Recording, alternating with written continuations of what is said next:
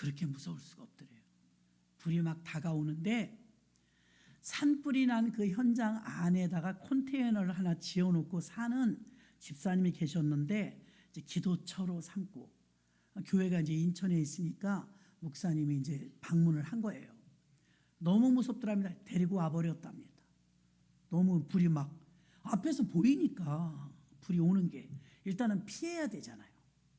그런데 이제 불이 끄치고 나서 가보니까 컨테이너를 지은 조립식 건물이지만 거기 오기 직전까지만 오고 다 꺼졌더랍니다. 아유. 그런데 누가 말씀하셨죠? 어제 말씀하셨나? 그 산불이 난 가운데 교회도 있지 않겠습니까? 교회들 중에 전소된 곳이 있다잖아요. 그러니까 당장 예배 드릴 곳도 없고, 연예인들이나 기업에서 이제 또 이렇게 성금을 모아줘 갖고 이제 큰 힘이 아직 배분은 되지 않았지만 우리도 상황 봐서 한번 거들어야 되지 않을까 싶습니다. 이게 우리에게 닥친 일은 아니지만 우리나라 5,000년 역사 가운데 최대의 불이었대요. 야, 이런 일이 없었어요. 그렇죠? 미국은 어떨까요? 미국은 불이 나면 못 꺼요. 땅덩어리가 너무 커서. 아프리카 같은 데 불이 나면 어떡할까요? 못 꺼요. 우리는 한번 강원도에서 불이 났는데 가뭄때라 댐이나 저수지에 물이 얼마 없을 때가 있어요. 그러면 미안하지만 수돗물이라도 틀어야 돼요. 소화전. 근데 이게 참 희한해요. 여러분, 아무리 급해도 바닷물 갖다 물을 껐다네. 강원도에 깊은 산 중에. 다 동해 바다에 가고 쉽잖아요. 물이 많으니까. 근데 이치적으로는 그럴듯한데 큰일 난 거예요. 왜 그러느냐? 동해 바다에 물을 떠다가 막 투하해가지고 깊은 산 중에 어찌어찌해서, 이건 이제 몇 해 전에 있었던 일인데 불은 껐어요. 불은 껐는데 지하로 한 3m 이상을 물이 스며들어간대요.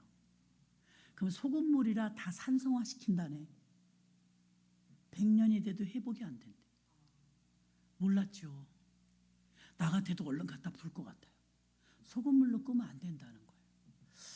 예전에 제가 한번 말씀을 드린 적이 있는 것 같은데, 산 꼭대기에서, 높은 산인데 무슨 연유인지 그 순록 떼가 죽음을 당한 거예요. 바위나 얼음 위에 막 이 시체가 나뒹굴어 있는 항공기에서 보고 가본 거예요. 그 이제 뭐라 그러죠? GPS로 이제 위성 사진을 보니까 이상한 거예요. 저거를 이제 학자들이 모여서 의논했는데, 동물학자들이 저 그냥 내버려 두면 부패해지면 벌레 생기면 이제 자연 훼손되고 생태계 교란이 일어난대요. 그래서 치워야 된대요, 시체를.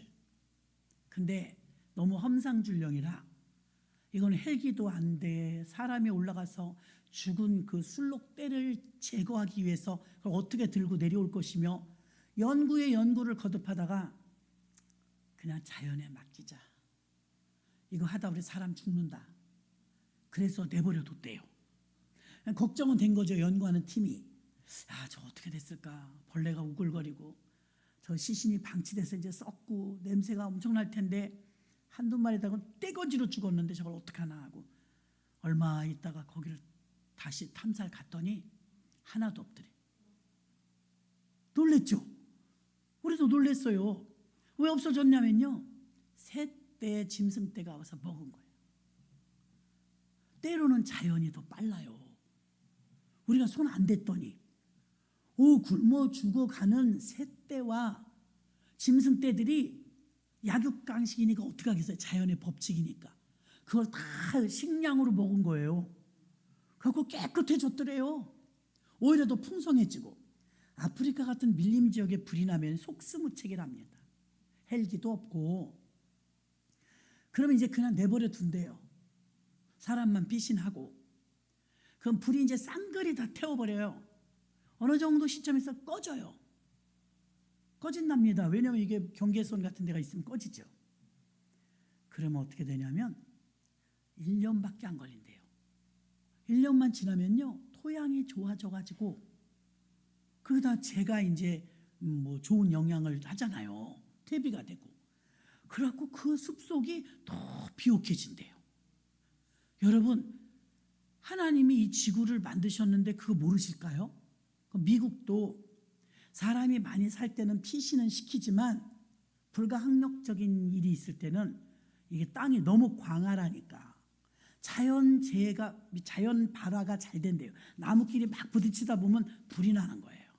날씨가 너무 뜨거워도 바람이 많이 불어도 항상 위험한 거예요. 불이 나면 이거 뭐 도시 가까우면 어떻게 해보겠지만 그 광활한 땅을 손을 못 댄대요. 미국은 그냥 내버려 둔대요. 기도하면서 하나님께 맡기고. 희한하죠? 그럼 어떻게 되느냐? 탈 만큼 다 타고 잿더미를 만들어. 이번에 우리나라 역사상 최고 많이 타지 않았어요? 흉하도만요. 사진 보니까 잿더미가 돼갖고 언제 재생될까 싶어요. 그런데 자연 회복에 미국은 맡긴다는 거예요. 못 끄니까요. 그러면 희한하게 자연 회복력이 더 빨라서 쫙 불이 나면 2m에서 3m까지 땅 속까지 뜨끈뜨끈하다는 거예요. 그럼 이제 그 안에서 미생물들 뭐 이런 것들 이제 죽을 거 다 죽고 다시 살아날 때는요 산이 더 생명력이 넘친대요. 희한하더라고요. 지난달에 저 경상도 쪽에서 불이 올라오면서 전라도의 지리산까지 불이 올라왔대요. 우리는 그렇게 긴박성을 못 느꼈잖아요. 뉴스 봐도. 근데 듣는데 정말 막 전율이 흐르더라고요. 울산에서부터 지리산까지 산불이 번지기 시작하는데 바람까지 동풍이 와갖고요 불이 안 꺼지는 거예요. 아무리 꺼도 역부족인 거예요. 끄는 양보다 더 많이 퍼지는 거예요. 불길 못 본 사람은 모릅니다. 이거 기가 막힙니다 진짜.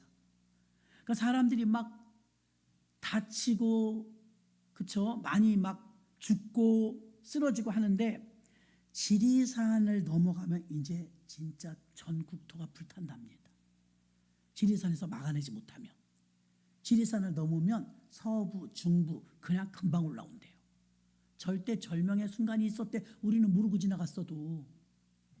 그래서 지리산에 산불이 올라가기 시작하는데 이제 이 관계청 사람들 큰일 났다. 이거 지리산에서 못 막아내면 능선을 타고 이제 저 중부까지 올라가면 이거 도시까지 그냥 올라오는 거예요. 이 불길을 못 잡는 거예요. 불길을 잡지 못하는 데다가 강한 바람까지 걷잡을 수 없이 와서 중부 서부까지 이제 불이 번지면 한국 전체가 다 타버린다 해도 과언이 아닐 정도로 위기의 때가 있었대요. 며칠 전 얘기예요. 그 절대 절명의 순간에 여러분 미군이 나온 거예요. 미군이 산불 현장에 시누크라는 이 물폭탄을 쏟아 부을 수 있는 미군 소방 전용 헬기가 5대인가? 우리나라 헬기가 1톤씩 날는데 1톤을 저기 가서 댐에 가서 갖다 부으면 땅속이 안 젖는다는 거예요. 땅속이 젖어야 불이 꺼지는데 땅속은 뜨거운데 겉에만 뿌린 거예요. 우리가 알잖아요. 물 뿌리는 거. 1톤 가지고는 역부족이죠. 100대가 아무리 왔다 갔다 해도 깊이 물이 안 내려가는 거예요. 근데 이게 전문가들의 말을 들으니까요. 불이 나면요. 이런 데 아무 데나 뿌린다고 되는 게 아니래요. 봉우리에 뿌려야 된대요. 지리산에 몇 개의 봉우리가 있다더만요. 봉우리를 정확하게 타격해서 거기다 팍팍 부어야 되는데 충분히 부어줘야 된대요. 근데 우리나라 소방 헬기에 이 시누크라는 미군 헬기가요 5배의 물 저장량을 갖고 있는 거예요. 5배. 한 번 왔다 갔다 우리 5번 왔다 갔다 해야 되는데 한 번에 어마어마한 물량을 팍 쏟고 봉우리에 쏟아져 갖고 그날로 잡혔대요. 와, 우리가 그 현장에 있었다면 박수를 보내고 싶더라고요. 대단하지 않습니까? 근데 이 1만 1000리터의 물을 싣고 순식간에 퍼붓는 물폭탄 시누크는 대형 산불로 소방 업무에 투입된 시누크는 이 헬기가 지금 영웅 히어로가 되고 있는데, 이 헬기는 순식간에 물을 퍼붓는 일반 소방 헬기의 5배에 해당하는 폭발적인 방수 능력을 가지고 있으며, 작은 한국의 소방 헬기 1톤짜리 수십 대 이상이 들락거려도 불길을 잡지 못했으나, 결정적으로 시누쿠가, 이 시누쿠는요 미국의 원주민 이름이래요. 그 이름을 땄다고 그래요. 이 시누쿠가 나타나서 단순한 군사용 수송 헬기가 아니라 위기 상황에서 민간 구조와 산불 진화 등의 다방면으로 쓰임받고 있는 시누투는 미국 보잉사에서 개발한 대형 수송 헬기로서 우리나라에 1962년도에 미 육군이 최초로 가지고 들어왔습니다. 미국 원주민 부족 이름을 따서 시누쿠라고 했는데요, 초창기부터 강력한 수송 능력 덕분에 베트남전, 이라크전, 아프가니스탄 등의 미국의 주요 전쟁 지역에서 시누쿠가 활약을 하고 있습니다. 국방 색깔입니다. CH-47 시누쿠는 정말 어마어마한 스펙을 가지고 있는데요, 최대 중량이 이 비행기 하나가 23톤에 달하며 적재 가능 중량은 10톤 이상을 실을 수가 있대요. 내부 공간이 얼마나 넓으냐면 이런 엄청난 10톤의 물을 싣고도 44명을 태울 수 있대요. 어마어마하게 큰 거예요. 그리고 팔레트나 차량도 실어 나를 수 있으며 엄청난 중량을 실어 나르면서도 안정적인 비행이 가능하며 최고 속도, 깜짝 놀랐습니다. 헬기인데 300km를 간대요. 얼마나 속도가 빠르냐고요.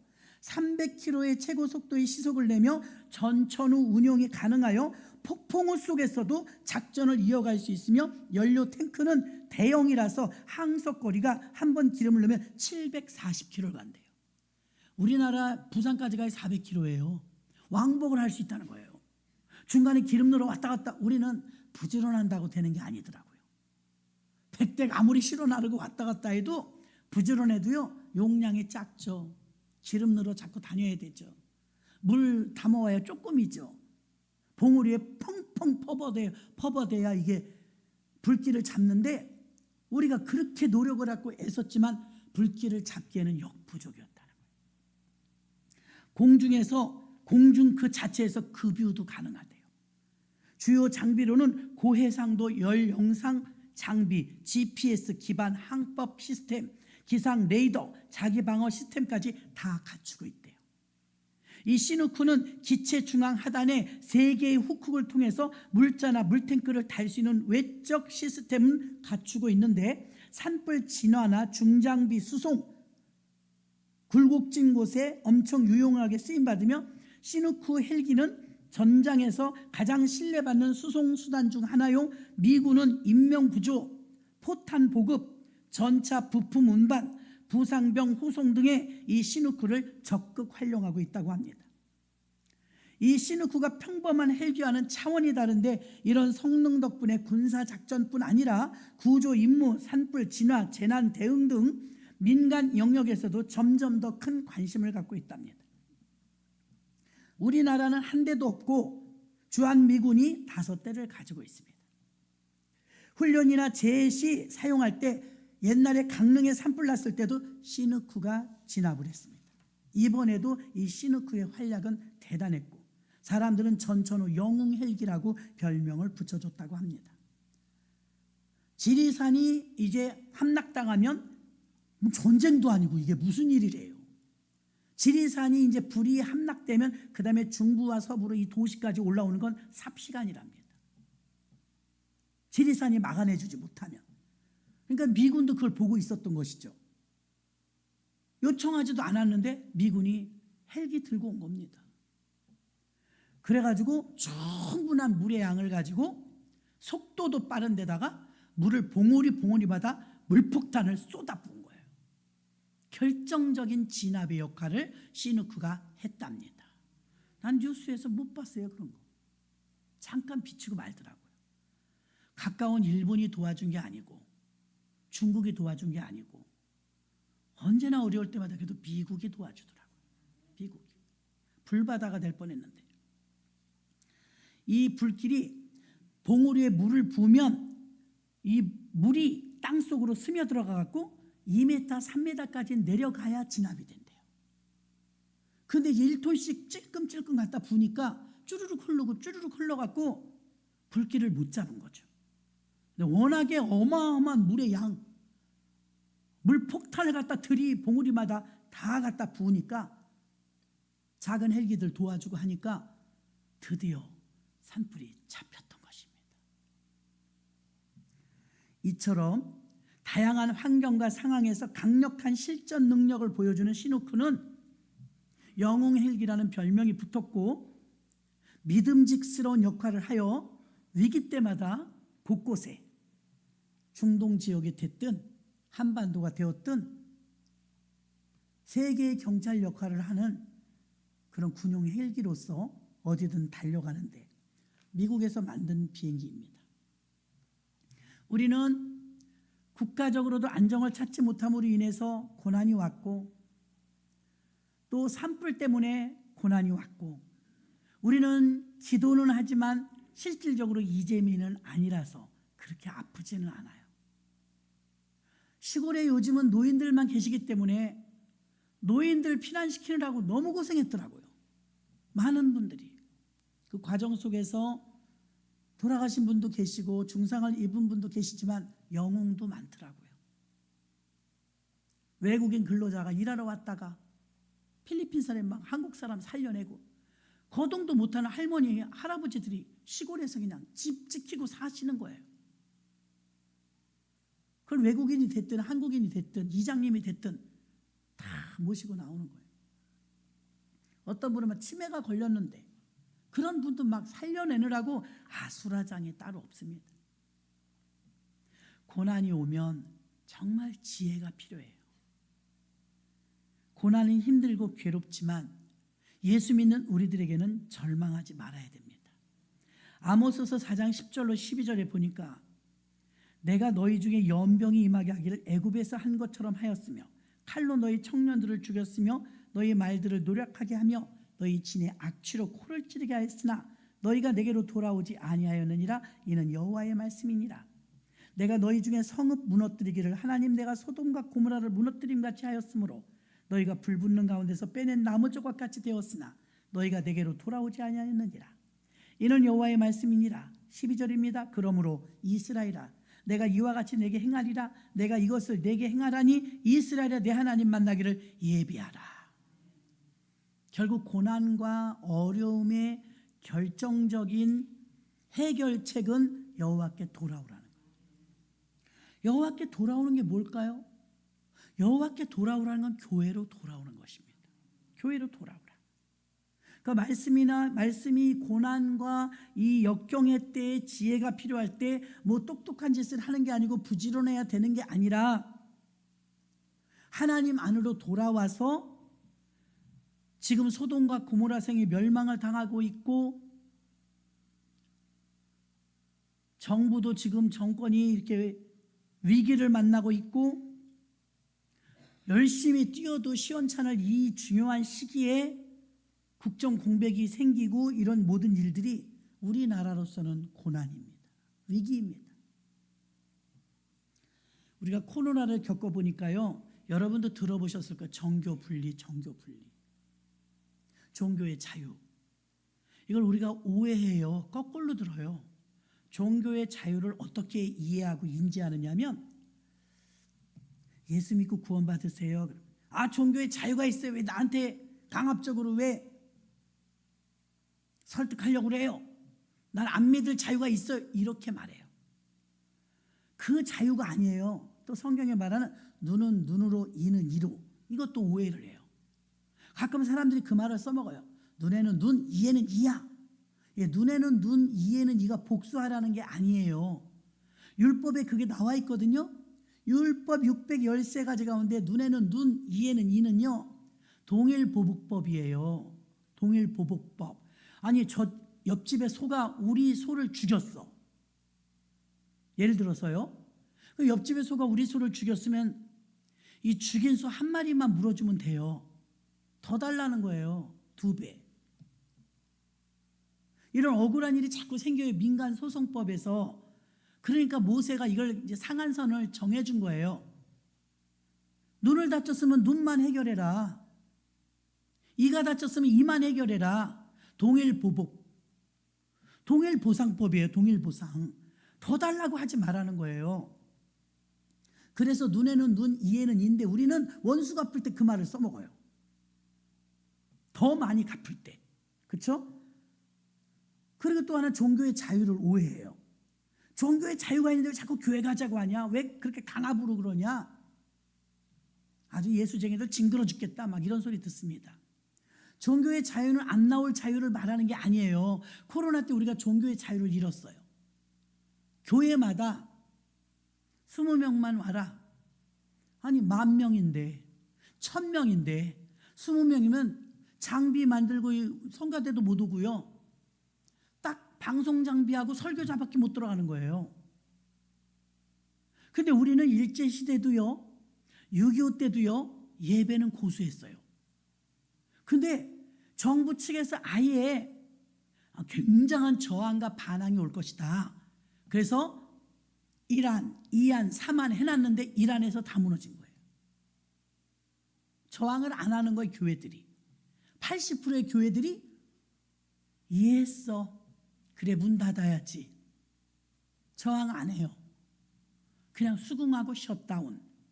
공식적으로는 80%의 교회가 문을 닫았죠. 세상 사람들은 거기서 또 말씀을 악용하죠. 너희는 이웃사랑도 모르냐? 지금 전염병이 찬 거란데 교회가 말이야 참지. 유튜브로 예배 드리면 어디가 덧나? 이웃을 사랑하는 게 예수님의 정신 아니야? 너희는 왜 이렇게 이기적이야? 너네 왜 이렇게 하지 말라는데 교회에 모여서 왜 예배 드려? 우리 괜히 죄인 같았다고요. 죄인. 이웃사랑은요, 우리 예수 믿는 사람이 1순위와 2순위를 분명히 알아야 돼요. 613가지의 율법은 10계명으로 압축돼요. 10계명은 2계명으로 압축돼요. 마태복음 22장. 첫째, 마음을 다하고 뜻을 다하고 목숨을 다하여 주 너의 하나님을 사랑하라 하셨으니 이는 첫째 되는 계명이요. 둘째는 이와 같으니 내 이웃을 내 몸과 같이 사랑하라. 어떤 게 1번이에요? 하나님 사랑이 1번이에요. 근데 세상 사람들은 자세히 모르잖아요. 이웃 사랑하라며, 왼뺨을 때리면 오른뺨 대래며, 너희는 왜 이기주의야? 이웃 사랑해야지. 이웃 사랑은 2순위라니까요.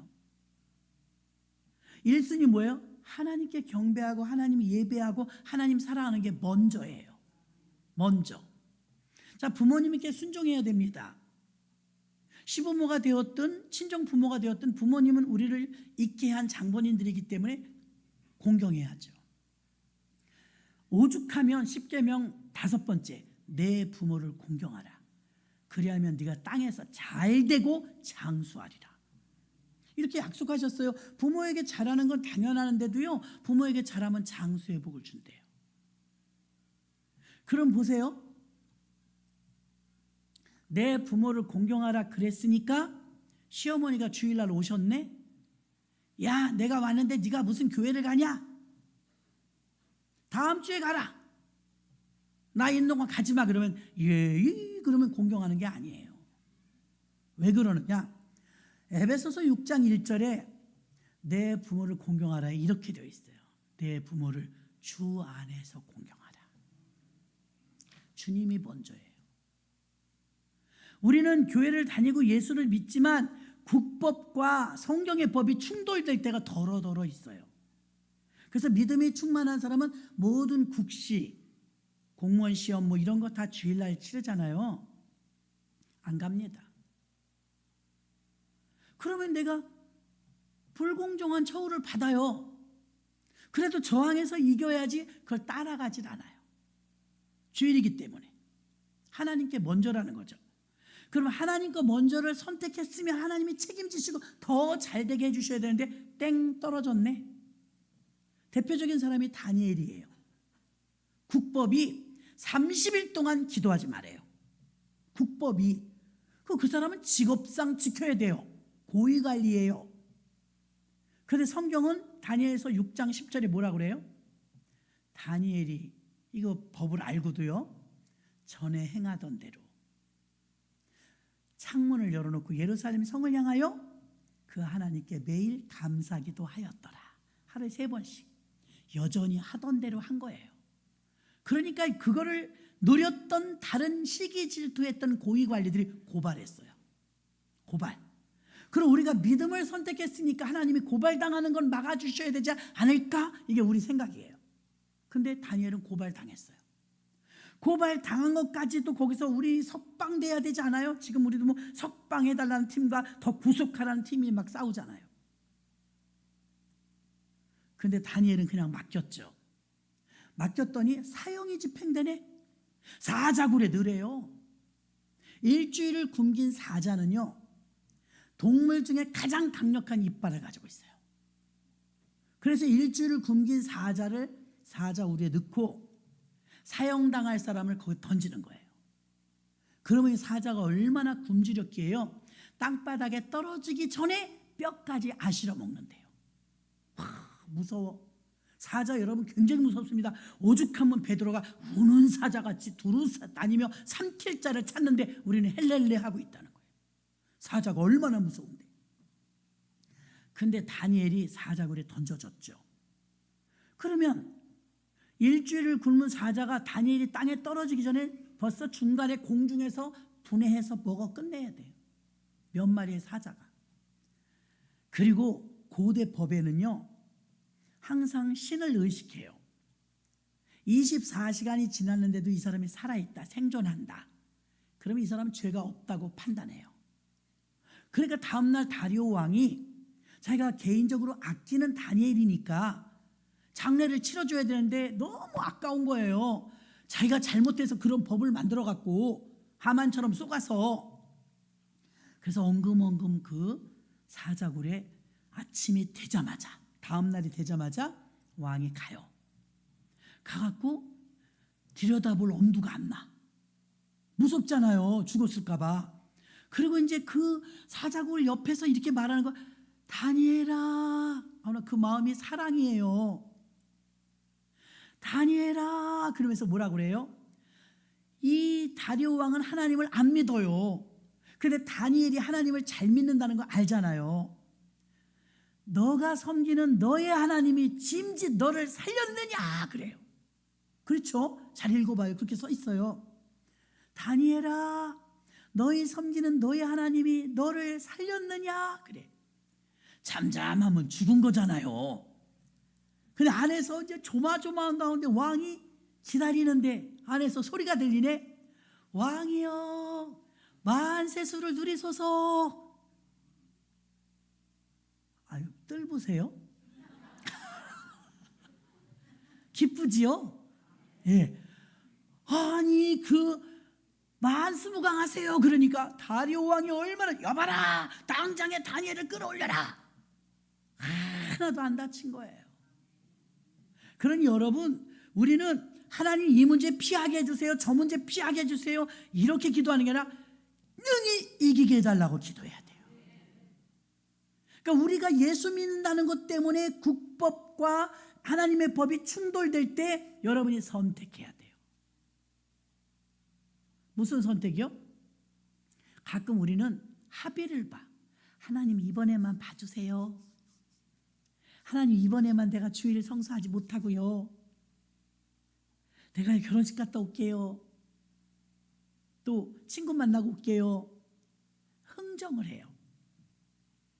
근데 우리가 이런 문제가 당면하면요, 하나님이 우리를 봐요. 믿음을. 그때 다니엘도 지금 테스트하는 거잖아요. 마귀가 우리에게 언제나 주는 건 템테이션, 유혹입니다. 하와에게도 유혹했잖아요. 예수님도 금식하는데 유혹하잖아요. 돌이 떡덩이가 돼서 먹어보라고. 하나님은 우리를 자꾸 검증하려고 이렇게 유혹하지 않아요. 그런데 하나님은 우리를 테스트해요. 시험. 이 테스트는요, 업그레이드를 되게 하기 위한 과정입니다. 수능을 치러야 대학을 가잖아요. 그런 것처럼 하나님은 우리를 테스트하시지 템테이션 하지 않아요. 우리 유혹하고 그러려고 제가 잘 믿나 안 믿나 내가 한번 시험해볼까 이런 거 안 하십니다. 하나님이 하시는 시험은 우리를 업그레이드하기 위함인 것입니다. 그래서 다니엘은 합격을 하는데 두 개의 법이 충돌하는데 공무원으로서 고위 관리로서 법을 지켜야죠. 근데 하나님 법이 우선이에요. 그래서 하나님 법을 지키라고 기도했더니 고발당했네. 고발당해서 사형장까지 가서 사자굴에 갔어요. 근데 하나님의 사람은요, 끝까지 가면 반전이 있어요. 어떻게 되었어요? 믿음을 지킨 다니엘을 사자의 굶주림과 사자의 이빨에서 하나님이 살려주셨어요. 사드락 메삭 아벳느고도 마찬가지입니다. 하나님이 극렬히 타는 불못불 가운데서 우리를 건져 주시려니와 그리 아니하실지라도 나는 금신상에게 절하지 않겠나이다. 이때 얘네들은 20살 안팎이에요. 믿음이 대단하지 않아요? 그래서 여러분, 국가와 충돌되면서 우리가 믿음을 지켜야 될 때 믿음을 선택해야 돼요. 믿음을 선택하면 불이익이 올 수 있어요. 내가 주님을 선택했으면 기적이 일어나야죠. 이렇게 계산하지 마세요. 기적이 안 일어날 수 있어요. 불이익이 올 수 있어요. 다니엘처럼 사형장에 갈 수도 있어요. 그러나 믿음을 끝까지 지켰을 때 하나님은 죽게 내버려 두지 않으십니다. 종교의 자유가 있다. 이 자유도요, 내가 교회를 안 가는 자유를 말한 게 아니에요. 이승만 대통령을 통해서 초창기 헌법이 만들어질 때 그 자유는 그 자유가 아니에요. 정교 분리의 자유예요. 정치와 정부와 교회의 분리. 여러분, 코로나 때 이상한 하부법을 만들어 갖고 헌법이 있는데 교회를 탄압했어요. 예배 드리지 마라. 이상한 법이 생겨났어요. 이건 헌법이 아닙니다. 하부법입니다. 그럼 여러분 개인을 한번 생각해 봐요. 여러분 가정의 빚을 지든 떵떵거리고 살든 배부르게 먹든 가난하게 살든 나라가 터치해요?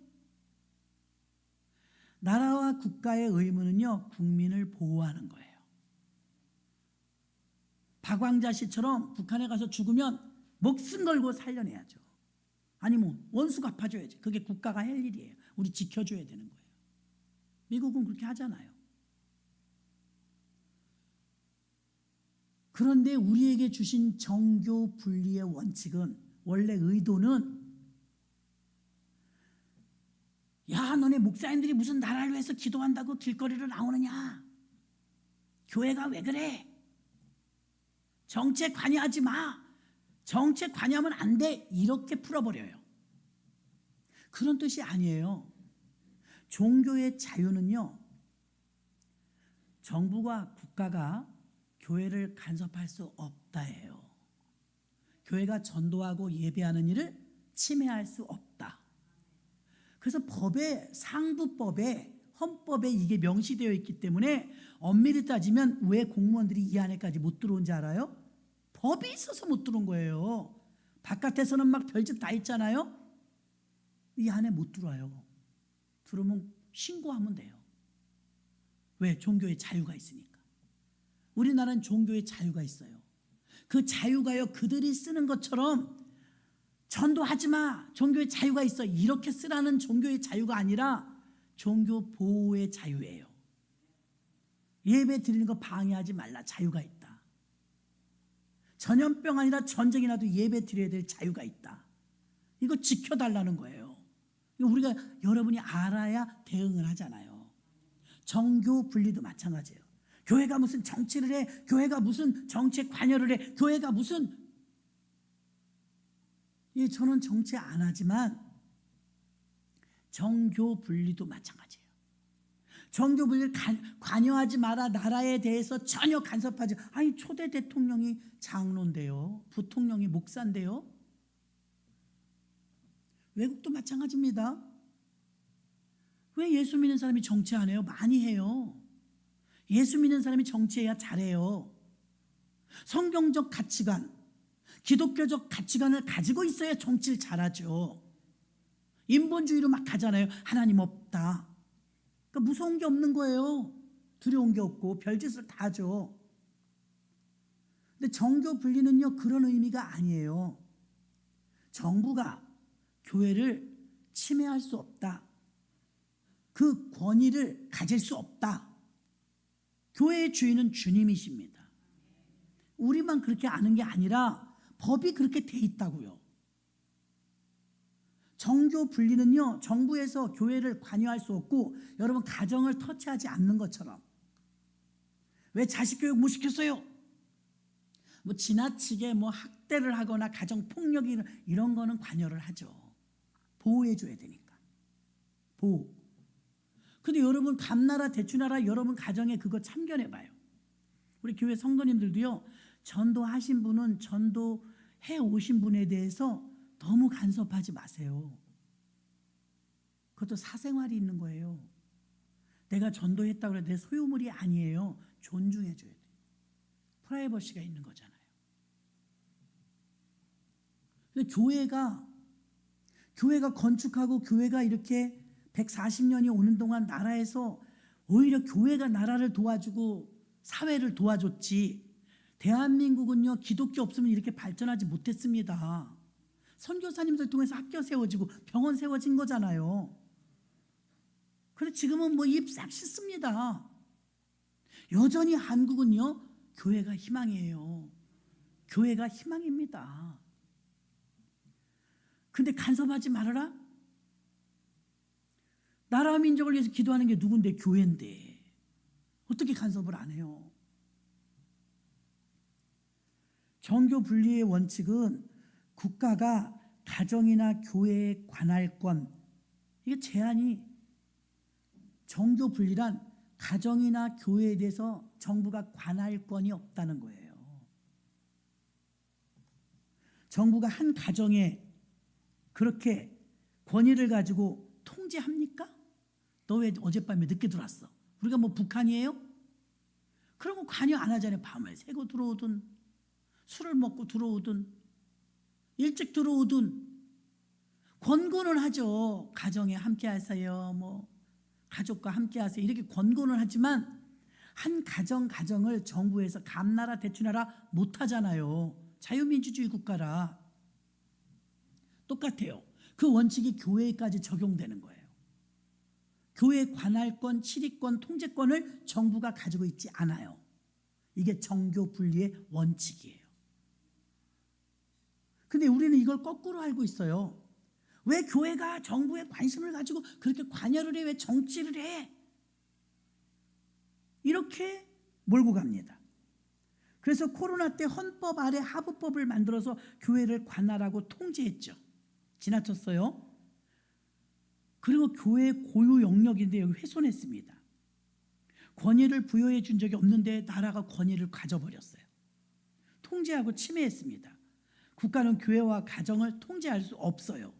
그게 정교 분리예요. 국가는 국민을 보호는 하되 교회와 가정의 권위가 부여되지 않았어요. 교회와 가정의 관할권 제한은 국가가 통제하지 못하는 게 정교 분리예요. 한국에는요 2가지의 교회론이 있어요.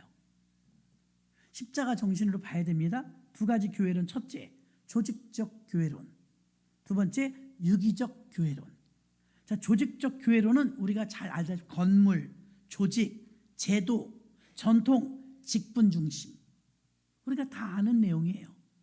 이게 조직적 교회예요. 그럼 유기적 교회는 무엇일까요? 유기적 교회는요 그리스도와 연합된 몸 공동체. 이것은 연결, 결합, 희생, 하나됨. 지금 오늘 제목이 유기적 풍성함 그랬죠? 유기적. 여러분 제가 이렇게 손 2개를 반짝반짝 하고 있어요.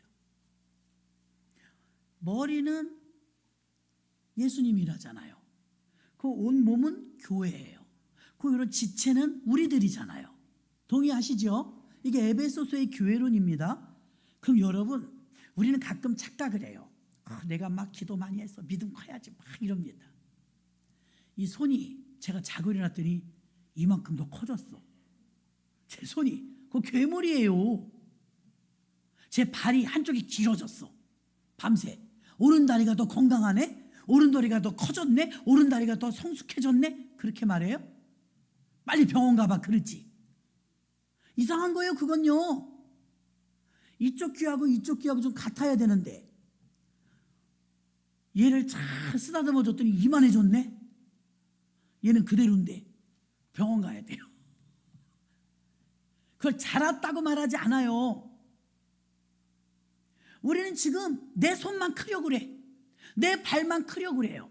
여러분, 개인이 성숙하려고 몸부림치는데 아니에요. 교회란 자체가 공동체예요. 몸이에요. 유기적 공동체. 포도나무의 비유처럼 저가 내 안에 내가 저 안에 하나 되는 것. 예수님의 소원이 있답니다. 그건 예수님과 우리가 결합되는 거예요. 부활하신 주님과 우리가 하나 되는 거예요. 유튜브로 예배 드려도 돼요. 지금도 병원에 계신 분은 유튜브로 예배 드리고 있을 거예요. 아니, 특수한 경우에는 너무 요긴해요. 병원에 입원해서 교회를 못 오는데 유튜브라도 예배 드리니까 얼마나 좋아요. 근데 집에 있는데도 유튜브로만 예배 드린다? 믿음은 자랄 수가 없어요. 저도 유튜브나 아니면 극동방송이나 이런 영상 예배 드리죠. 은혜 받아요. 중요한 사실, 믿음이 자랄 수는 없어요. 방송 예배나 유튜브 예배 드리면 왜요? 유기체가 안 돼요. 붙어 있어야 되는데 못 붙어 있다고요. 또 마태복음 16장 18절에 내가 이 반석에 내 교회를 세우리니, 주님이 주인인 교회가 진짜 교회예요. 하나님의 교회, 신천지교회 이번 주일날 가실 분들 가세요. 세미나 하잖아요. 알아야 우리가 이기잖아요. 가짜 교회거든요. 이름은 교회잖아요. 하나님의 교회, 신천지 교회. 가짜입니다. 잘못된 교회예요. 주님이 왜 잘못됐냐? 하나님의 교회는 주인이 장길자예요. 안산홍이 죽었기 때문에. 안산홍이 죽어서 그의 부인 장길자가 하나님 어머니가 된 거예요. 참, 난 평생 예수 믿어도 하나님 어머니 처음 들어봐요. 그 하나님 어머니가 장길자예요. 신천지는요, 그건 교주가 이만희예요. 이제 90이에요. 10년도 못 볼 거예요, 우리가. 이만희가 주인이라니까요. 주님은 뭐라고 그랬어요? 내 교회라고 그랬어요. 주님이 마이 처치. 아멘. 주님은 교회의 주인이 주님이래요. 어떻게 장길자가 주인이고 어떻게 이만희가 주인이냐 이거예요. 유튜브도 그래요. 유튜브는 계정의 주인이 있어요. 김솔로몬. 우리 유튜브 이렇게 만들면서 김솔로몬 아니면 충원순복음교회예요. 그게 주인이에요. 교회의 주인은 예수님이에요. 근데 이미 김솔로몬, 예를 들어서 유튜브엔 주인이 다 있던데요. 계정의 주인. 주인이 따로 있는데 무슨 교회예요. 장길자 교회나 이만희 교회나 그런 교회라니까요. 그래서 유튜브 교회를 여러분 지향하면 안 돼요. 내가 예배를 한번 빠졌으니까 그거라도 보충하려고 이런 건 유익하죠. 근데 아예 무교회 주의자들이 있다니까요. 아, 헌금하기 싫고 봉사하기 싫고 오고 가는 거 귀찮은데 잘 됐다, 유튜브로 예배 드리자. 주님이 예배 그거 뭐 못 드려서 안 달라는 사람 찾는 게 아니거든요. 마음을 다해서 몸된 교회에 와서 지체들끼리 다 모였을 때 드디어 합체된 몸인 거예요. 바디. 전체가 하나 되는 게 교회예요. 한국 교회는 제일 지금 고질이 뭐예요? 분열. 이 분열은요, 자꾸 교회를 해치는 것이지만 연합은요, 성령은 연합되게 하십니다. 하나 되게 하십니다. 그래서 유기적 풍성함이라고 오늘 제목을 했는데, 유기적 풍성함은 교회가 서로 하나 되는 거예요. 그래서 하나 돼서 우리가 소속이 먼저지, 바울이 오늘 깊이 있는 말을 합니다. 바울은 믿음이 먼저냐 소속이 먼저냐. 우리가 생각하면 당연히 믿음이 먼저지. 아니요, 소속이 먼저라고 말해요. 왜 그렇게 말합니까? 바울은 지금 오늘 본문에서요, 너희가 교회로 돌아오라. 일단 교회에 들어와서 소속부터 되라는 거예요. 교회에 들어와서 소속이 되면 어떻게 되느냐? 그러면 바로 몸이 성장한다 이 말입니다. 성장. 영적인 몸으로 소속되어 믿음이 자라는 것입니다. 내가 온 것은 양으로 생명을 얻고 더 풍성히 얻게 하려는 것이다. 에베소서 4장 16절에 그에게서 온 몸이 각 마디를 통하여 도움을 입음으로 연락하고 상합하여 각 지체의 분량대로 역사하여 그 몸을 자라게 하며 사랑 안에서 스스로 세우느니라. 아멘. 온몸이 각 마디를 통하여 도움을 입음으로 연결된다 이거예요. 골로새서 2장 19절 봐요. 머리를 붙들지 아니하는지라 온몸이 머리로 말미암아 마디와 힘줄로 공급함으로도 연합하여 하나님이 자라게 하심으로 자라느니라. 몸이 될 때 자란다는 거예요. 몸은 교회거든요. 몸이 예수님이고 몸이 교회예요. 교회에 먼저 들어와서 연합으로 하나 되는 게 믿음이 먼저가 아니고 소속이 되는 게 먼저예요. 멤버십이 되는 거죠. 우리는 멤버십 그러면 카드, 멤버십 카드 있어?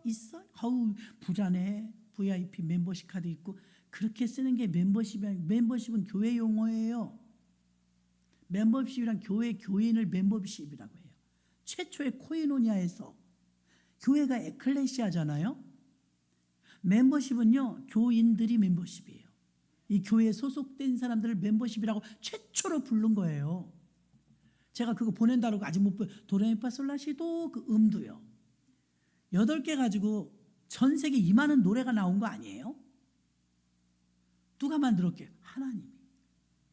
도의 의미 도미솔이 최고 많이 쓰임 받는데 도레미파솔라시도. 도에서 도로 끝나는 건요, 나는 알파와 오메가요, 처음과 나중이라. 그래서 도에서 도로 끝나게 만들었대요. 이게 도레미파솔라시도도요, 이 음악이 나온 게 교회예요. 그림은 어때요? 천지창조 같은 거, 미켈란젤로 이런 거 다 교회에서 나오는 거예요. 오라토리오, 뭐 음악, 핸델의 메시아, 뭐 이런 엄청난 곡들요, 다 교회에서 나오는, 교회 음악에서 출발한 거예요. 도레미파솔라시도가요, 의미가 대단히 좋더라고요. 그게 다 하나님에게서 나온 거더라고요. 그래서 도레미파솔라시도 이상하게 생각한 적이 없는데, 그러고 보니까 도로 시작해서 도로 끝나더라고요. 그게 계시록의 말씀을 인용한 거더라고요. 처음과 나중이요, 마지막이 하나님이라. 그래서 도에서 도로 끝났대. 그렇구나. 사람은 배워야 돼요, 진짜. 아니까 모르는 것보다 낫더라고요. 은혜가 더 되고. 머리를 하나님께서, 예수님이 머리고 몸이 교회라고 했기 때문에 교회 안에 들어와서 몸의 지체가 돼서 딱딱 몸으로 붙으라 이거예요. 소속이 먼저예요. 그 다음에 믿음이 성장하면 자라게 된다. 자라난다 이거예요. 교회의 몸은 교회 안에 들어와 몸신앙이 되도록 가르쳐야 합니다. 공급은 그리스도에게부터 나오기 때문에 믿음이 먼저인 것 같으나 바울은 교회 안에 들어와서 소속이 먼저라고 말합니다. 먼저 몸이 되라. 교회 안에 들어와 소속되고 하나로 몸이 되면 그 다음에 상합하여 연결됐기 때문에 하나만 쭉쭉 자라는 손이 아니라, 나 혼자 산기도 가서 은혜 받아서 우리 믿음 키우고, 우리는 믿음이나 성령 충만을 소유로 알죠. 소유.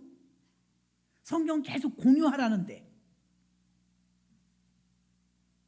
그래서 여러분, 오늘 말씀을 정리합니다. 우리가 기도할 때 몸신앙이 되게 해주세요. 몸된 교회가 되게 해주세요. 그리고 하나님께서 이 나라의 이 위기를, 이번 주도 중요하지 않습니까? 사태가 일어나면 안 되잖아요. 안정을 찾아야 되는데 어떻게 하면 나라가 분열 없이 안정권에 다시 들어갈 수 있을까?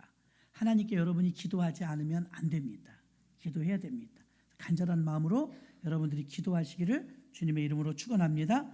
이 시간에 주여 삼창하시고 간절한 마음으로 불 끄시고요, 10분 정도 깊이, 제가 총 7때까지 통성으로 주여 삼창을 기도합니다.